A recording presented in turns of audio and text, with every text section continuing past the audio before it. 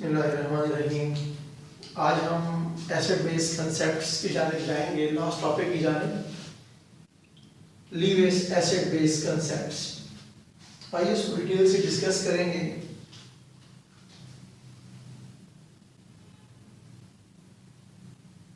लीवियस theory of acids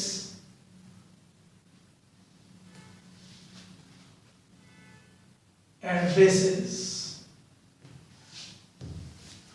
Lewis theory of acids and bases. अगर मैं दायरे बनाऊं, ये वाला कंसेप्ट आर्रीनियस कंसेप्ट था। Okay, Arrhenius concept. तो जब आपने लोवरी ब्रांचेड कंसेप्ट देखा, थोड़ा दायरा बड़ा हो गया। ये है लोवरी ब्रांचेड कंसेप्ट। और जब लीवियस कंसेप्ट आता है तो उसका दायरा बहुत बढ़ जाता है। ये है लीवियस कंसेप्ट। ये कंसेप्ट 1923 में प्रेजेंट हुआ था। ये concept much more broad concept है, मच मोर ब्रॉड कंसेप्ट है आपके पास। ये एप्लीकेबिलिटी वाइज ये बहुत बड़ा कंसेप्ट है। इसने ऑलमोस्ट हर चीज को एसिड बेस में कन्वर्ट करके दिया। लीवियस कंसेप्ट के मुताबिक एसिड किसे कहते हैं? लीवियस कंसेप्ट में acid is electron pair acceptor. Electron pair acceptor Lewis acid कहलाया जाएगा। जो इलेक्ट्रॉन पेयर एक्सेप्टर है तो क्वेश्चन अराइजेस व्हाई, ये क्यों इलेक्ट्रॉन पेयर एक्सेप्टर होता है? व्हाई? तो हमें क्या जवाब मिलता है? Because it is electron deficient. ये जो होता है ये इलेक्ट्रॉन डेफिशिएंट होता है, इसीलिए ये इलेक्ट्रॉन को पसंद करता है, इलेक्ट्रॉन को एक्सेप्ट करता है।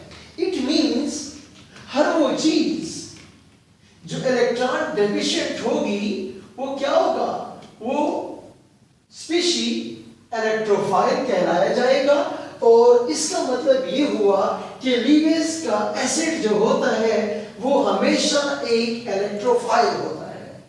एक की कंडीशन याद रखें, ये जो एसिड होता है इसके पास जरूरी है कि लो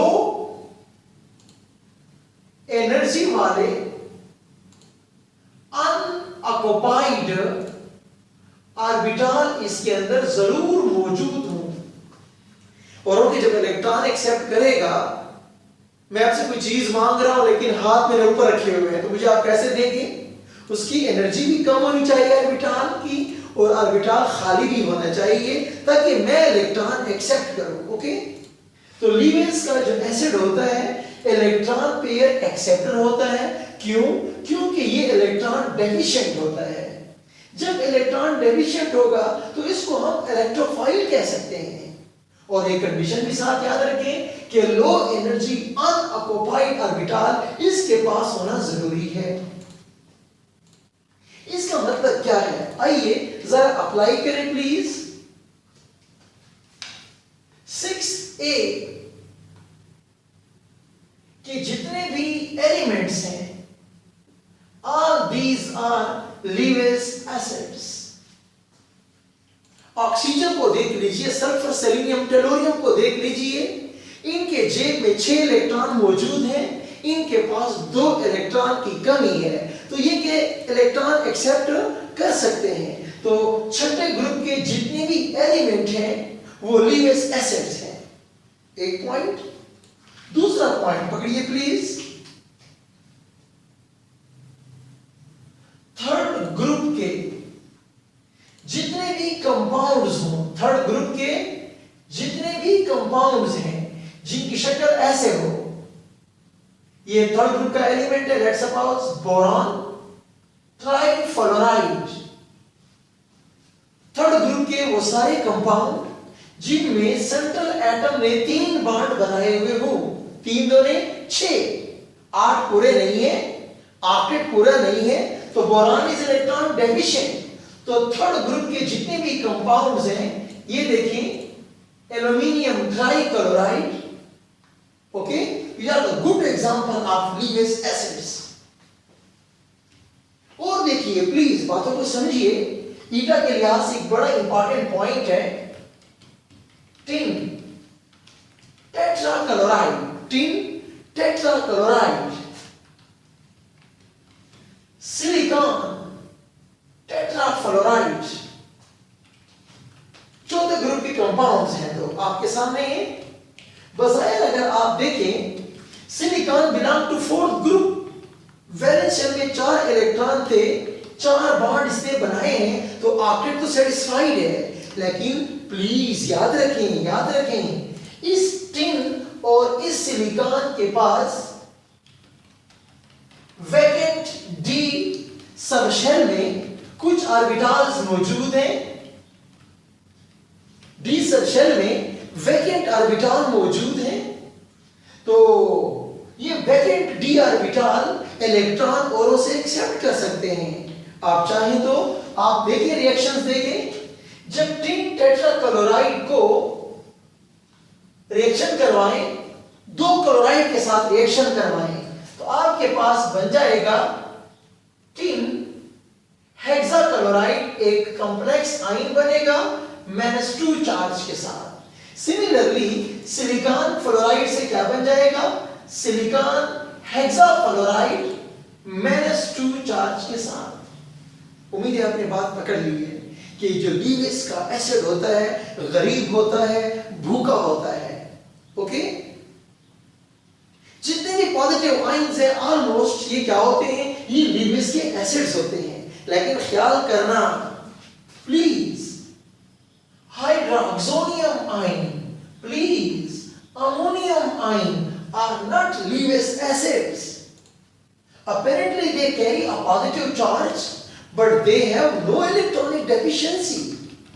The positive charge on oxygen or the positive charge on nitrogen is because of extra bond formation. Oxygen ने 3 बॉन्ड बनाए हैं, भूखा नहीं है। यहां पर नाइट्रोजन ने 4 बॉन्ड बनाए हैं। जब किसी को तुम अपना इलेक्ट्रॉन का पेयर दे दोगे, आपके ऊपर एक पॉजिटिव चार्ज आ जाएगा, ओके।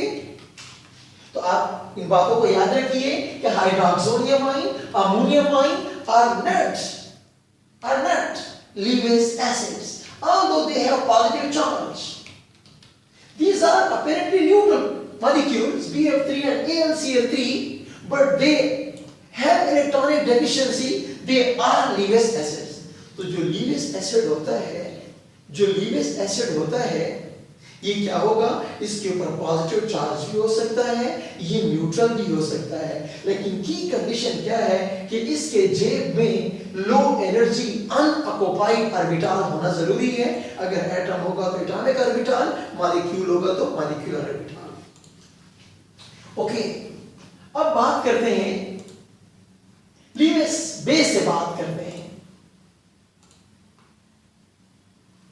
लीविस का जो बेस होता है, ये इलेक्ट्रॉन पेयर डोनर होता है। क्या होता है, इलेक्ट्रॉन पेयर डोनर होता है, okay.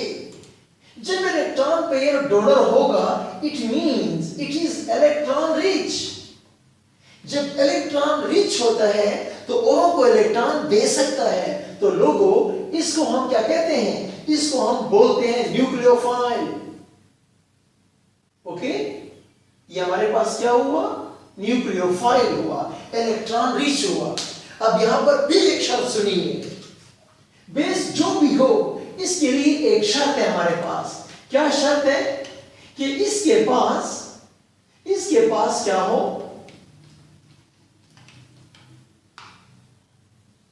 Occupied high energy orbital का होना जरूरी है। यानी एक ऐसा ऑर्बिटल इसके पास हो जिसमें इलेक्ट्रॉन मौजूद हो, बॉन्डेड न हो। यानी non bonded lone pair. Nucleophile के पास एक लोन पेयर का होना जरूरी है, एक ऐसा ऑर्बिटल होना जरूरी है जिसमें इलेक्ट्रॉन का पेयर हो और वो एनर्जेटिक भी हो। जब एनर्जी हाई होगी वो अनस्टेबल होगा, तो वो किसी लिविस एसिड को अपना इलेक्ट्रॉन देने के मूड में होगा टू गेट स्टेबिलिटी। प्लीज याद रखिए, जितने भी आपके पास मेटल्स हैं have loosely held electron, they can donate electron pairs. तो you can say कि जितने भी हमारे पास मेटल्स हैं, जितने भी हमारे पास हैलाइड आयंस हैं, आपके पास H2O है, आपके पास अमोनिया है, इन सब के पास लोन पेयर अवेलेबल होते हैं। All these act as nucleophile or Lewis bases। ये सारे के सारे क्या है? ये लीविस बेसिस हैं। लोगों याद रखिए कि Lewis theory of acid and bases वो पहली थ्योरी है जो साबित करती है कि H plus by itself is Lewis acid, hydroxyl minus ion by itself is Lewis base. इस बात को आर्हीनियस एक्सप्लेन न कर सका, इस बात को लोरी ब्रांचेड कांसेप्ट एक्सप्लेन न कर सका। ये वो वाहिद थ्योरी है जो कहती है कि हाइड्रोजन इलेक्ट्रॉन पुअर है, उसको इलेक्ट्रॉन गेन करने चाहिए। जब ये इलेक्ट्रॉन गेन कर लेगा, इससे हाइड्राइड आयन बन जाएगा। जब इसको हाइड्रोक्सिल इलेक्ट्रॉन देगा, इससे वाटर बन जाएगा। ये देखिए प्लीज, ये देखिए मेरे पास बोरान ट्राइफ्लोराइड और अमोनिया का रिएक्शन होता है। क्यों रिएक्शन होता है? बाकी थ्योरी खामोश है, बाकी थ्योरी जवाब नहीं दे सकते। ये थ्योरी जवाब देती है कि N के पास लोन पेयर है, तो ammonia act as a Lewis base, boron is electron deficient, it is acting as a Lewis acid. तो ये अपना पेयर बोरान को डोनेट करेगा, तो आपके पास क्या बन जाता है? आपके पास यू बन जाएगा। आपके पास क्या बनेगा? ये देखें, एक coordinate covalent bond, dative bond बन जाएगा, डेटिव बॉन्ड। ओके, तो क्या होगा? N के ऊपर +1 आ जाएगा, बोरान के ऊपर -1 आ जाएगा। इस कॉम्प्लेक्स को हम कहते हैं Lewis adduct. This complex is known as a Lewis adduct। तो बाकी थ्योरीज इसको एक्सप्लेन नहीं कर सकते, ये थ्योरी इसको एक्सप्लेन बड़ी बेहतरीन तरीके से करती है। ये थ्योरी का एक कमाल हो गया। इस थ्योरी का दूसरा कमाल देखिए, जितने भी रिडॉक्स रिएक्शन है उनमें इलेक्ट्रॉन लॉस और गेन की बात होती है, तो रिडॉक्स रिएक्शंस को बाकी थ्योरीज एक्सप्लेन नहीं करती, ये थ्योरी एक्सप्लेन करती है। ओके, थर्ड, ये थ्योरी बड़ी बेहतरीन तरीके से न्यूट्रलाइजेशन रिएक्शन को साबित करती है कि H प्लस और हाइड्रोक्सिल जब मिलते हैं तो सिंपली एसिड और बेस मिलकर न्यूट्रलाइजेशन का प्रोसेस शुरू है। ये थ्योरी बताती है कि कॉम्प्लेक्सेस यानी कोऑर्डिनेशन कंपाउंड्स की फॉर्मेशन को ये थ्योरी बड़े बेहतरीन तरीके से एक्सप्लेन करती है कि कोऑर्डिनेशन कंपाउंड जिनको आप सेकेंड ईयर में पढ़ते हैं बतौर कॉम्प्लेक्सेस के, ये देखें FeCN6-4 एक कॉम्प्लेक्स आयन है। Cyanide is a ligand, iron is central metal atom, iron is acting as a Lewis acid and cyanide is acting as a Lewis base। तो ये सूरत हाल है। तो ये आपने क्या देखा कि आपने इसके प्लस पॉइंट देखे। लीविस थ्योरी बड़ी फ्लेक्सिबल थ्योरी है, बड़ी ब्रॉड कांसेप्ट वाली थ्योरी है और इसका सर्कल सबसे बड़ा है। ओके, लेकिन जाहिर बात है कि जहां एडवांटेजेस होंगे वहां डिमेरिट्स भी होते हैं, वहां डिसएडवांटेजेस भी होते हैं। आइए इसके ऊपर बात करते हैं। ये बात तो आपने देख ली है कि इन दो के दरमियान रिएक्शन क्यों होता है, बाकी थ्योरीज इसको एक्सप्लेन नहीं कर सकते। रिडॉक्स रिएक्शन को एक्सप्लेन बड़ा ब्यूटीफुल तरीके से किया जाता है। एक और भी इंपॉर्टेंट क्वेश्चन है, मैं इसको डिक्लेयर कर दूं। फिफ्थ पॉइंट, एक बड़ा अलार्मिंग क्वेश्चन है कि ये जो नॉन मेटल ऑक्साइड्स हैं, non metal oxides are dissolved in water, are dissolved in water. Why? ये नॉन मेटल ऑक्साइड्स क्यों पानी के अंदर डिसॉल्व होते हैं? खैरियत है? इनको किसने परमिशन दी है? For example carbon dioxide, for example carbon dioxide क्यों पानी में डिसॉल्व होते हैं? सुनिए लीविस एसिड बेस कंसेप्ट से। ये देखिए जनाब, ये आपके पास कार्बन डाइऑक्साइड है, ये देखिए ये आपके पास वाटर, ये आपके पास क्या है? वाटर है। ओके, तो क्या होगा? Carbon is electron deficient, carbon is electron deficient, octet satisfied है लेकिन बिल भी डेफिशिएंट है, क्योंकि आप जानते हैं कि इंडिविजुअल बॉन्ड्स आर पोलर। तो क्या है? ये नेगेटिव है, ये पॉजिटिव है और ये पार्शियल नेगेटिव है। ओके, तो क्या होगा? ये लोन पेयर इस कार्बन पर अटैक करेगा, लेकिन कार्बन के 4 बॉन्ड पहले से पूरे हैं, फौरन क्या होगा? ये बॉन्ड इस जानिब शिफ्ट होता है। ओके, क्या होगा इससे? ये देखिए प्लीज, CO नेगेटिव, यहां कोऑर्डिनेट कोवेलेंट बॉन्ड बनता है। ये देखिए आपके वाटर ने इसके ऊपर अटैक किया, ऑक्सीजन का लोन पेयर इस्तेमाल हो गया, इसके ऊपर पॉजिटिव चार्ज आ गया है। ओके, अब क्या होगा? टू गेट स्टेबिलिटी ये वाला बॉन्ड ऑक्सीजन गेन करेगा और H उसके पास चला जाएगा, तो आपके पास फिर क्या बनेगा?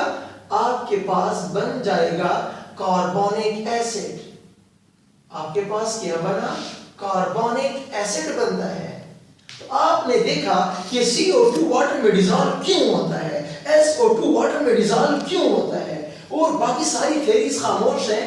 लीविस एसिड बेस कंसेप्ट आपको जवाब देता है बड़े बेहतरीन तरीके से कि जनाब CO2 acting as a Lewis acid, उसके ऊपर अटैक होता है। जब अटैक होगा तो बाइकार्बोनेट आयन बनता है, उसके बाद फिर कार्बोनिक एसिड बनता है, और acid you know they will have to ionize in water. Okay, तो ये हमारे पास कुछ प्लस पॉइंट्स थे। अब हम कुछ आते हैं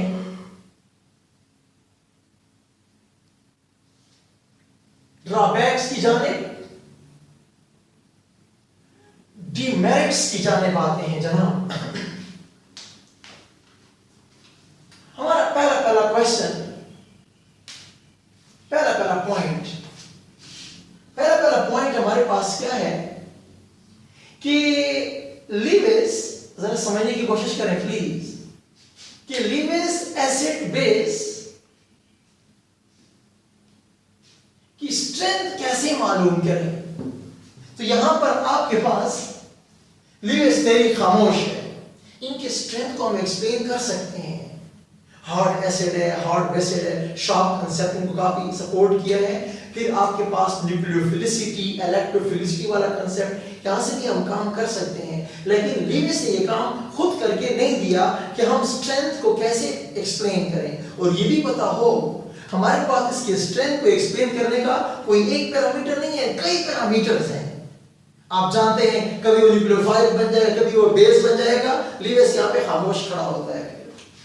ओके, हमारा दूसरा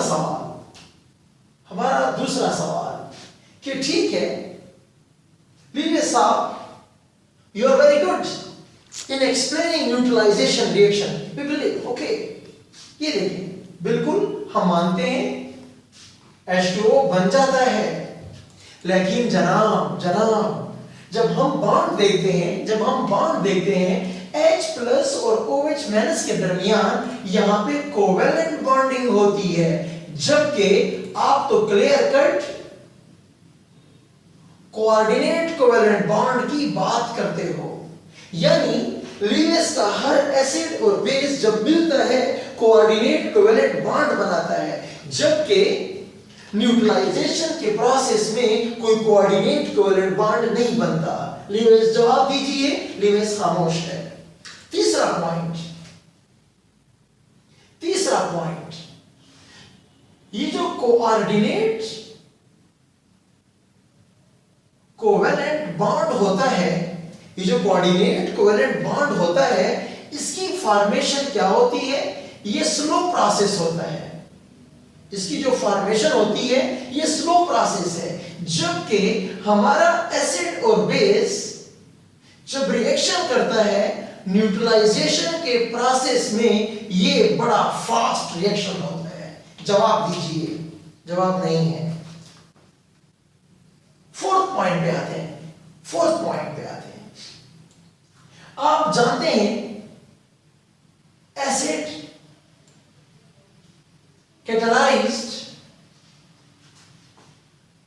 nucleophilic addition reaction of aldehyde and ketones आप जानते हैं। तो एसिड कैटालाइज्ड रिएक्शंस में आप जानते हैं कि रोल कौन प्ले करता है? रोल H+ प्ले करता है। एसिड H+ डोनेट करेगा, फिर प्रोसेस चल पड़ता है। तो लीविस के एसिड के पास H+ वाला कंसेप्ट नहीं है। लीविस का जो एसिड है जनरलाइज है, वो ये शर्त नहीं लगाता कि वो प्रोटॉन दे सकता है कि नहीं दे सकता। मेरी बात समझने की कोशिश करें। लीविस का जो एसिड है वो H+ देने वाला नहीं होता हर वक्त। जब नहीं होता तो हम उनसे पूछते हैं कि ये कैटालाइटिक एक्टिविटी कैसे हुई है? कैटालाइटिक एक्टिविटी कैसे हुई है? जनाब खामोश है, लीविस आपसे बात करने को तैयार नहीं है। आखिरी पॉइंट हम पूछते हैं HCl, हम पूछते हैं सल्फ्यूरिक एसिड, जो कि लीविस के भी एसिड हैं, लोवरी ब्रांस्टेड के भी एसिड्स हैं, लेकिन आपका लीविस वाला कंसेप्ट इसको वेल डिफाइंड तरीके से प्रॉपर्ली इसको एज ए एसिड साबित नहीं कर सकता। एक बात याद रखें, लोवरी ब्रांस्टेड का जो भी बेस है वो लीविस का भी जरूर बेस होता है। ओके, तो ये हमारे पास एक ब्रीफ डिस्क्रिप्शन थी Lewis theory of acid and bases की। तो हमने उसके मेरिट्स भी डिस्कस किए, उसके डीमेरिट्स भी डिस्कस किए। ओके।